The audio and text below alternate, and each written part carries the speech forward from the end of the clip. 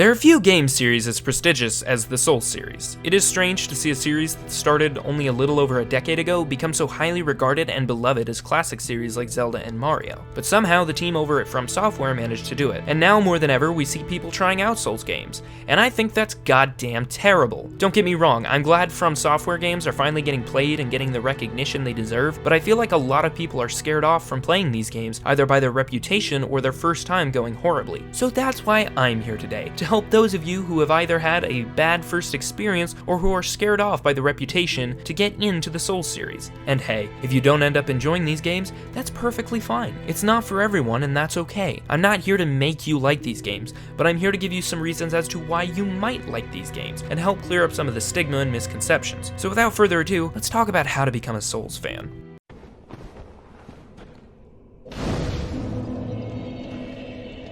Let's tackle the biggest fish in the pond. Are these games tests of your gamer superiority? Or if you don't finish them, are you not a real gamer?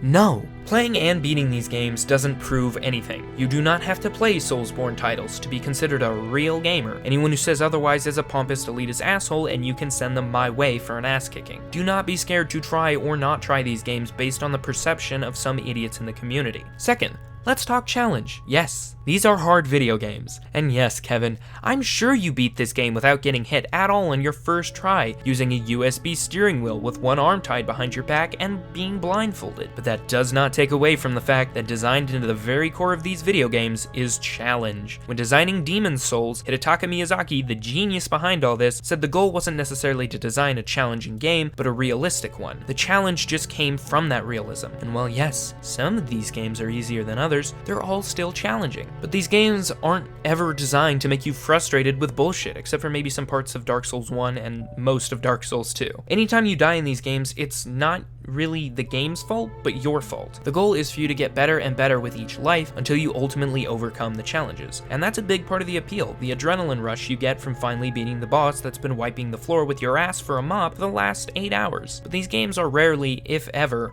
unfair.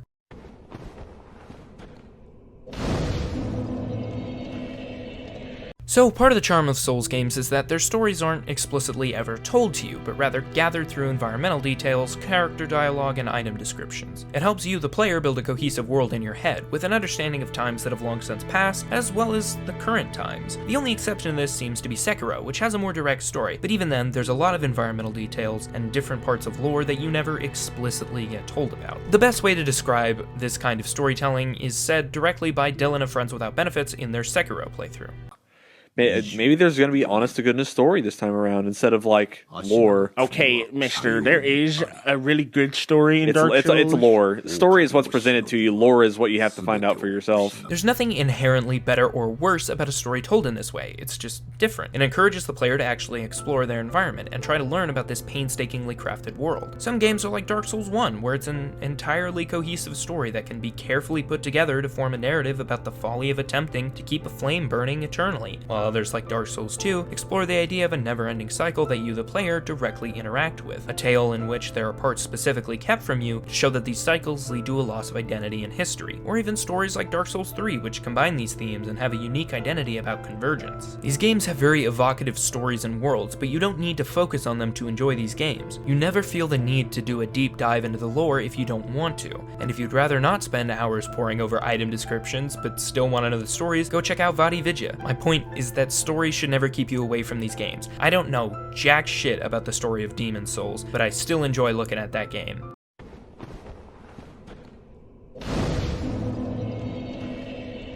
One of the things that you need to keep in mind when starting the Souls series is that it takes some well-established conditions of gameplay and twists them to create a more realistic and challenging feeling. For example, in lots of adventure games like Zelda or Devil May Cry, you can animation cancel, which is just canceling something like an attack animation by blocking, rolling, or doing another attack, or whatever. But in the Souls games, you cannot do that. Every move you make has to be deliberate. Once you make a move, you have to commit to that move. You have to wait until the animation is finished before you can put in another input. Health is finite. Once you run out of Estus or blood vials or sake, that's it. You also have to keep in mind your stamina, except in Sekiro, but I'll talk about Sekiro's weirdness in a little bit. You have to wait in order to keep attacking, you can't just spam. Stamina dictates how much you can roll, run, hold block, or swing a weapon, and it's vital to keep an eye on. It also goes up slower while you're blocking. Another very important mechanic is poise, which basically determines your hit stun. Depending on the armor you're wearing and the armor of a boss, that will determine how many hits or what kind of hits will temporarily stun the boss and disrupt their attacks, or temporarily stun you and disrupt your attacks. But when you die, and you will die, you lose all of your currency, be it souls or blood or sudden experience. The trick is, except in Sekiro, you have one shot to go get that all back. If you manage to make it back to where you died and reclaim your goodies, then you're safe. However, if you die along the way, those are gone forever. Now, the last thing I want to explain is how leveling works in these games, except in Sekiro. Again, that game's weird. So as mentioned, souls or blood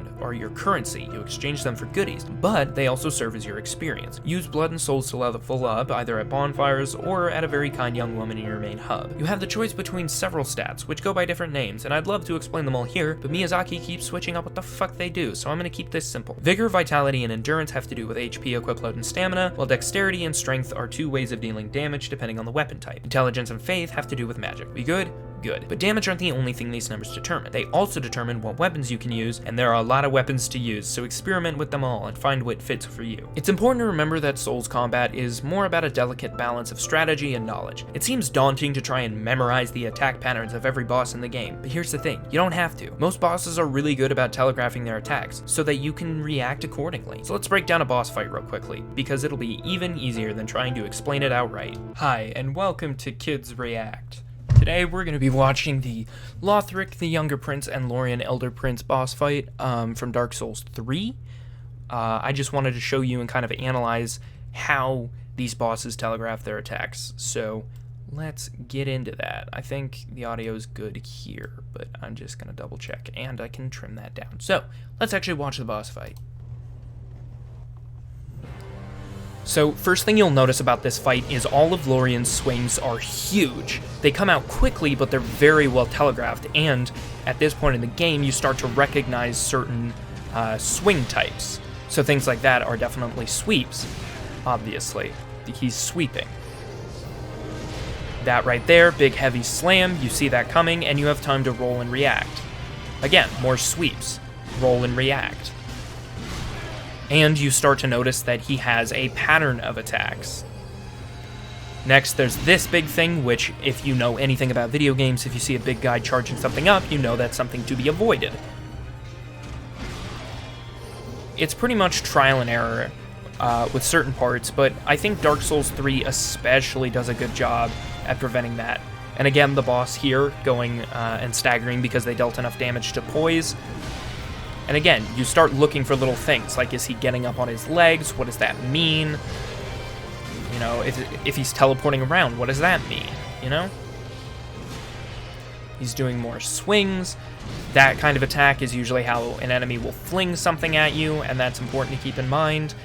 As you can see, this person is clearly paying attention to their stamina, and they also have the Grass Crush shield, so they have enhanced stamina recovery. Personally, I use the Chloranthy ring instead of a shield. That's just me. So yeah, as you can see, these are super well telegraphed attacks. You always have time to dodge them, I assure you. You also get iframes during your rolls, which is invincibility frames, but you know, whatever. So, point is, now this is the cutscene, I don't want to spoil that for you guys. I mean, you know what I mean by spoil. So now you're dealing with a new phase of the boss, which now is building upon the original phase.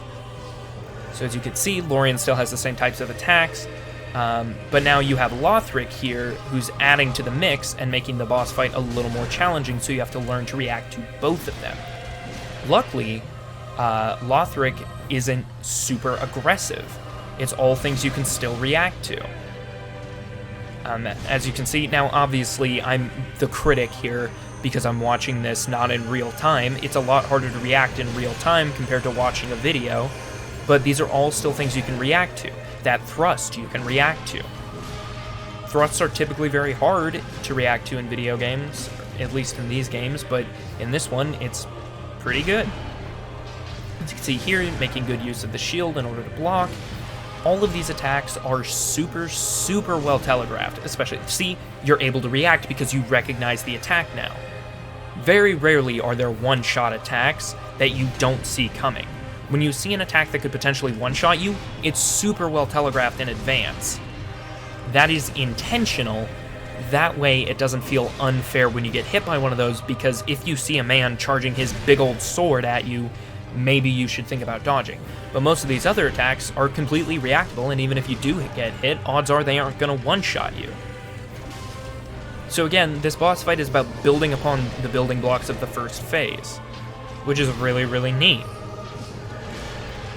And yeah, as you can see, he's doing a really good job. He or she, whoever's playing, is doing a really, really good job at managing the boss's attack patterns. And we'll see here if they already know the gimmick of this part of the fight, but if not, I'll explain it afterwards and explain how you learn that. So we'll definitely keep an eye on that.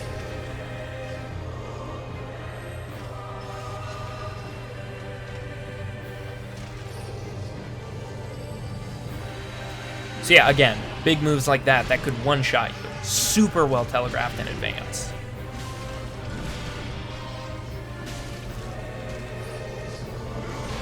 And honestly, you can even see here within this video that you don't have to be perfect. That's what you have Estus flasks for. Okay, so there is the gimmick. Here we go. So, this gimmick. You're probably wondering, that's not fair. He just resurrected the boss that you killed. Whack. How am I supposed to know about that? Well, I didn't show it in the cutscene because I didn't, think about it very well. But in the cutscene, Lothric joins Lorien on the ground and resurrects him after you kill him, meaning you are aware that is something he can do, and Souls games are usually pretty good about stuff like that. If a homie can get resurrected in a cutscene, he can get resurrected in the gameplay, baby. So that's why it's really important for you to pay attention to stuff like that in a boss fight. These boss fights are as much about paying attention and understanding patterns and how they operate, as well as just being able to react. You'll also notice that Lorien can't resurrect Lothric, because Lorien can't do that. This boss fight is the perfect Souls boss fight example. I love to talk about this fight because it's the quintessential Souls boss. It's challenging, it's fun, and I feel like that's a lot of Dark Souls 3, is they really mastered the craft of boss design in this game. There are a lot of good bosses in the earlier games, but in Dark Souls 3 and Bloodborne especially, the bosses are super well designed around the game's mechanics. So again, Lothric becomes more of an annoyance, a hindrance to change up your timing a little bit. So actually, this player is doing something really, really smart and is lowering both of their HP at the same time. That way he can get the kill on both of them and not have to worry about fighting Lorien, by himself. And so yeah, end of the boss. As you can see, pretty sick boss fight. Not gonna lie, definitely one of my favorites in Dark Souls 3. So that's my point, is every part of this boss fight is easy, well, maybe not easy, but it's fair to analyze and you can learn it pretty quickly.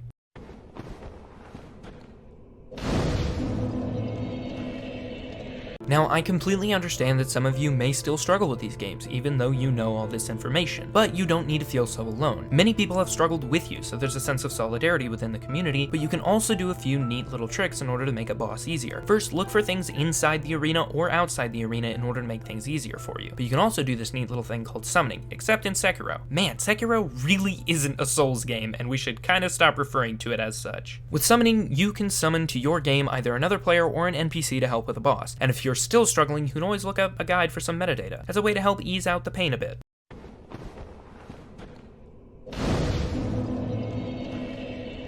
So this is kind of a complicated question. I mean, starting with these games is kind of weird, so first I need to ask you a bunch of other questions. Let's try to figure out the basic one. What aesthetically sticks out to you? Knights and castles, samurai and shinobi, or gothic and Lovecraftian nightmare fuel? Go ahead and jump to the time codes on screen depending on your answer.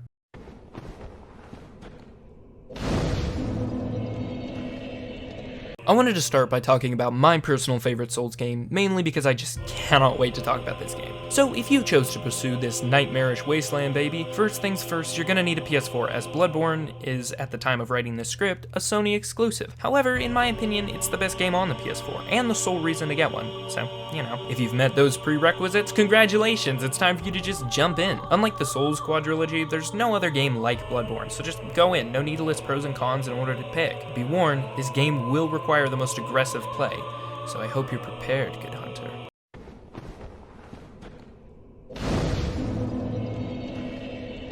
Sekiro is a weird game because, as previously mentioned, it doesn't really fit into the Souls gameplay loop, at least not like the others. There's no way to regain what you've lost, no stamina, no RPG elements like choosing where to put your points into or character customization. Instead, you have a new mechanic called posture, which is your block meter. If either yours or your enemy's posture meter fills up, you are posture broken, leaving you vulnerable to a death blow. Instead of different weapon types, you have shinobi prosthetic tools, which vary in utility. Basically, this game is more of a challenging action platformer, and oddly enough, I found it to be the easiest From Software title. So do with that information what you will. But if you're really interested in it, I swear you'll probably have a really good time. And if you're good at rhythm games, you're probably gonna end up being really good at Sekiro.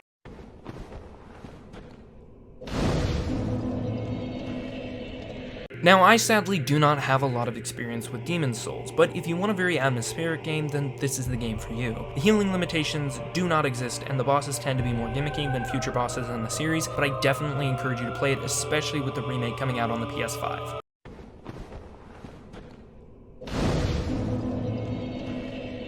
Now, obviously, this is the game that you see gets the most love, but honestly, to me, the game is just pretty good. The first half of the game is immaculate, and all the best content can be accessed before ever going to Anor Londo, which is where the game starts to fall apart in my opinion. However, if you want a very challenging but deeply rewarding game with an extremely well-crafted lore, then this is the one definitely for you. Just keep an extra tab open in case you get lost, because this game doesn't exactly make your next objective super clear. The game does have some really good moments that I won't spoil, but just keep your expectations balanced.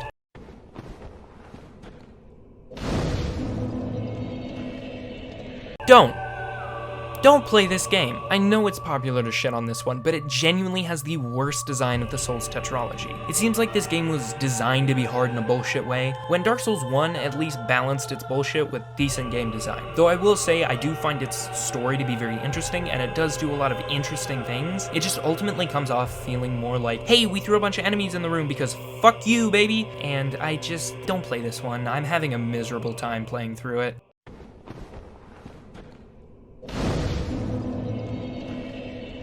Dark Souls 3 is probably the most well-rounded Souls game. It has deeply challenging but rewarding bosses, an intricate world map filled with secrets and shortcuts, but is still linear enough to navigate easily and has a fun and interesting combat system. This is the closest Souls title to Bloodborne and Sekiro, so it's definitely the modern Souls experience, and personally my favorite of the Souls tetralogy.